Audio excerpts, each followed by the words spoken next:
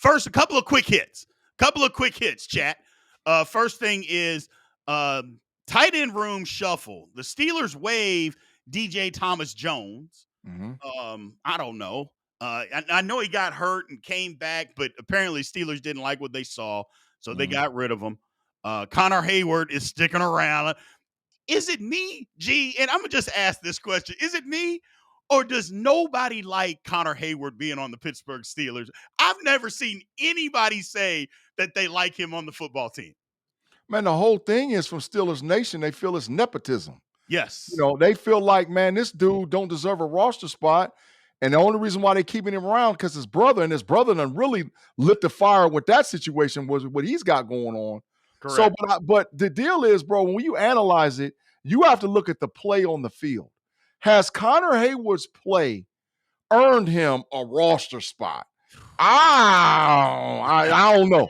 I don't know. And so I'm saying, like, based on film study, what we watch, what we see, Right. maybe what we hear is going on in practice and training camp.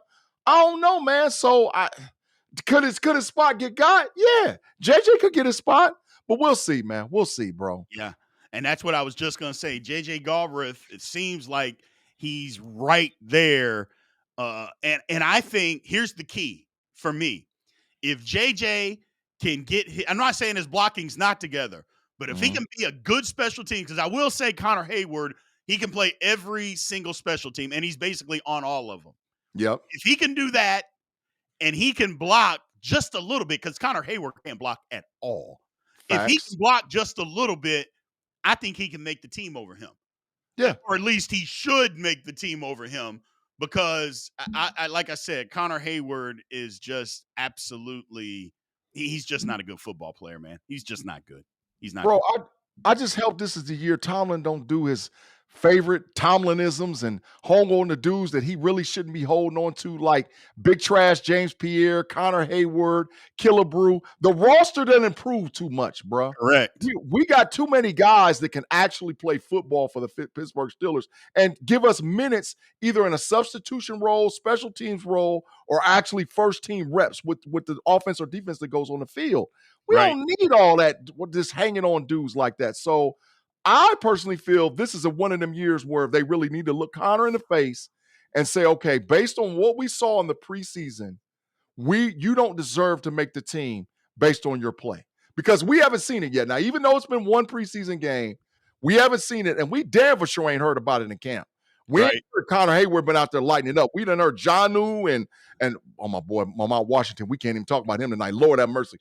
Mount Washington and the move, dog, we know they doing their thing, but Hayward, get up out of here. And they moved Robinson to fullback, so that's telling you Hayward can't block. Right. Get out of here, bro. It's time to go. Get the stepping. Pack Here's the thing. thing. Our main man, Robert, says Aaron Rodgers said Connor Hayward is always in the right place all the time. And Aaron Rodgers gave him some props, and he said that. But here's the thing. Just because I'm in the right place don't mean I can do a damn thing when I get there. Yeah, so I can be in the right place all the time. But if I can't do anything when I get there, I might as well not be there at all. And here's the perfect example. Just look at the first play of that preseason game the other night. Everybody saw Roman Wilson get open, great throw, the line protected well. But you know who didn't protect well? Damn Connor Hayward. Almost gave up a sack on the play because he literally didn't even touch the man that crossed right in front of his face. That's total facts. What I'm talking about. I don't want to kill him, but I'm just done with him, G. I'm past it. I'm past it. Yeah, he needs to look. He needs to look for another opportunity to be at another team. Or listen, we know we're going to play 12 personnel. Yeah. We know we're going to play 13 personnel. Connor Hayward ain't going to see the field. Not unless somebody's injured or they're tired or they need a blow. Right. That's the only way he's getting out there, bro. Jonnu and Muth and Washington, there's your 13. Hayward, you're not going to play, bro. So this might be an opportunity for you to go and make another team. But we'll see, man, because like I said, Tomlin sometimes hits some Tomlinisms, and the next thing you know, he's, doing this, that, and this. And I'm like, bro, come on, man. You got to get better than this, dog. Yeah, it's time. The Steelers, look, if you're all in, then be all in, damn it. And all in doesn't include nepotism of a four-string tight end that isn't going to help you. That's all I'm saying. He's not ever going to be able to help you. Moving on, man. Another quick hit here. Calvin Austin, his injury has finally been revealed. You know, he missed 11 days of practice, including today, and wasn't until today that we found out what that injury is ab injury. So, sometimes those things heal with a week or so of rest. Sometimes it takes a couple of months. Sometimes you need surgery. We don't know the extent of his injury right now, G. And to me, that is extremely concerning. Extremely concerning. Yeah, man, I got to apologize for the big trash camera. It was acting up, man. I don't know. But I'm back in business now. But yeah, it is, bro, because the deal is this. Calvin Austin could mess around and be on IR, dog. Yeah. He could mess around because those are lingering issues, especially with an injury to him. He's a skill player, so it's for any professional athlete. It's out there like that, but he's a skill player, so he can mess around and be on IR. And with him on IR, man, I know. So we knew to where instead of us needing maybe one receiver, possibly two to start out the season. And it's not good because it keeps lingering and lingering and lingering. I understand and know that you got to give it time with rest and all the other things you need to do to get it back. But bro, this thing is lingering. And if he doesn't play by preseason 3, he's on IR. He's not going to play, bro. He's starting out on the PUP list. We're going to put him on the PUP list, and that's where he's going to start. So, I mean, if he does, that's a problem. I can tell you right now. First of all, the wide receiver room was already thin, and this is what we and everybody in the chat and Steeler fans have been complaining about. It wasn't. Everybody always thought, well, what if DK gets hurt? Which again is a problem, but that wasn't the only problem. It's if anybody gets hurt, then what do you do? And I know people are screaming, well, give Rock Taylor a chance. Rock Taylor is not a slot receiver. That is not what he does. Facts. The Pittsburgh Steelers need to go get somebody. We've been screaming for that for 6 months now. It's time, okay? It's time. Whether you gave people a chance and they're not good enough, or you don't have enough on the roster, somebody gets hurt, it's time to do something. And I don't think we need to necessarily wait until the end of training camp now, because now, well, technically we're at the end of training camp. So now it's time to go figure out, okay, we got to go get somebody. It's enough of waiting around to just see, what's what and give this guy an opportunity. We're down a guy. And this guy supposedly was your number 2 wide receiver. So now you're digging into the bag and pushing everybody up. Is the last guy, the number 6, is he capable? I don't think so. I don't think so. Steelers would be foolish if they've been foolish, but now they're really being foolish if they don't get somebody if Calvin Austin's going to miss an extended period of time. And when I mean extended period, like, is he going to miss one single football game? If he's going to miss one game, the Steelers have done themselves an injustice by not getting somebody, G. Absolutely, because the PUP is 6 weeks. The Yeah. PUP's 6 weeks. So that means he's not playing none of them games, not playing any more in the preseason. Dog, we can't go into the season with Rock Taylor our 2. That would make Robert Woods our 3. And then, man, Scotty Miller, no, hell no. I'm just Miller gonna and be honest. Skoranek are not starting NFL receivers. And then you Rock Taylor and then William 85. No, dog. We got to make a move at that WR. We should have been made it. And I know they trying to, just wait and see what happens with the cut list, and they start cutting down, or they haven't decided whether or not they want to sign a guy like Amari Cooper off the street. But bro, it's getting to be a little bit too late. And like you said, doomsday would be to lose another one. Yeah. If we was to lose another wide receiver, oh, bro, we in big trouble. So it's time to make a move, man. Omar Khan, front office with the Pittsburgh Steelers, go get a dude, bro. Go get a dude. Because now, like you said, training camp's basically over. Teams are going to joint practices, preseason game number 2. Bro, it's over with. So now teams are going to start to cut down. They're going to cut guys. They're going to get this guy and that guy, say, hey, look, we're going to cut you early to give you an opportunity to go play with another team. Yeah, it's time for the Steelers to get another wide receiver, dog. Right now, today, right now. Absolutely. S. Palmer, a great show, gentlemen. We appreciate you. Thank you for supporting the channel, man, with the super chat.